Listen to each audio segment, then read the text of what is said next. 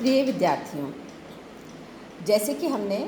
राजनीतिक व्यवस्था के इनपुट आउटपुट मॉडल को डिस्कस करना शुरू किया था,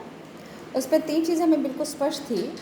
कि पॉलिटिकल सिस्टम के कैरेक्टरिस्टिक्स क्या होते हैं, पॉलिटिकल सिस्टम शब्द का प्रयोग पहली बार किसके द्वारा किया गया, इनपुट आउटपुट मॉडल के द्वारा राजनीतिक व्यवस्था को किस प्रकार से परिभाषित किया गया। इनपुट आउटपुट मॉडल क्या है, इनपुट में क्या क्या चीज़ें आती हैं और आउटपुट के रूप में वो किस तरह कन्वर्ट होती हैं।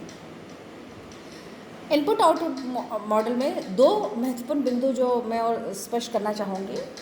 पहला तो ये कि जब हम आउटपुट से वापस एनवायरनमेंट की तरफ आते हैं तो ये जो निर्गत है, ये जो निर्गत है, आउटपुट निर्गत,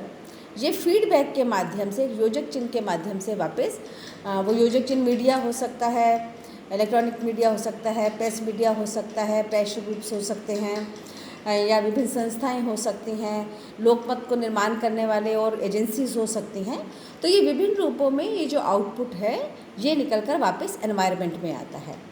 तो जब ये एनवायरनमेंट में आता है तो ऐसा तो नहीं है कि सारे ही निर्गत या सारे ही आउटपुट्स लोगों को संतुष्टि प्रदान करते हैं,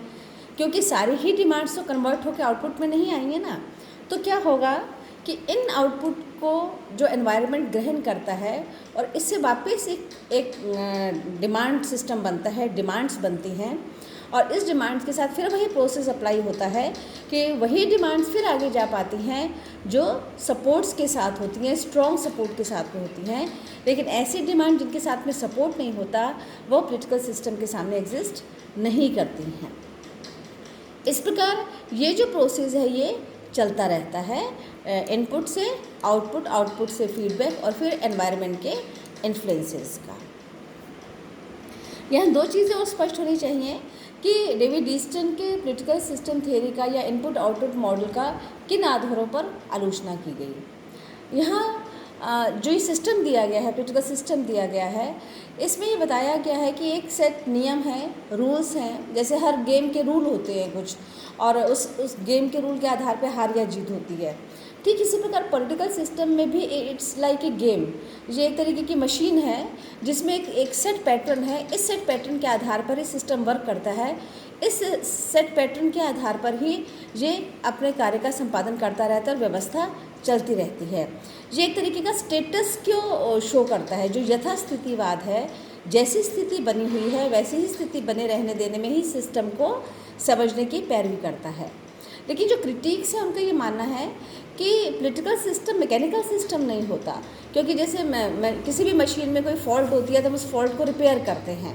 तो पॉलिटिकल सिस्टम ये ऐसा नहीं है कि जिसमें कोई फॉल्ट हो, हम पर्टिकुलर एक एरिया में फॉल्ट को हम करेक्ट कर लें, उसको रिपेयर कर लें और फिर वो मशीन दोबारा से चल पड़े। ये एक वाइडर सिस्टम का पार्ट है और इस वाइडर सिस्टम में कंसेंसस भी होती है, अपोजिशन भी होता है, इन्फ्लुएंसेस भी होता है, पावर भी होता है, लेजिटिमेसी के लिए अलग अलग तरीके के चैलेंजेस भी होते हैं, पॉलिटिकल पार्टीज़ भी होती हैं। तो पॉलिटिकल सिस्टम एक सेट पैटर्न पे ऐसे काम नहीं कर सकता, क्योंकि अगर पॉलिटिकल सिस्टम एक सेट पैटर्न पे काम करे तो फिर हम इसमें किसी भी मेजर चेंज की या मेजर जिसको कहते हैं कि परिवर्तन की संभावना नहीं मानते हैं।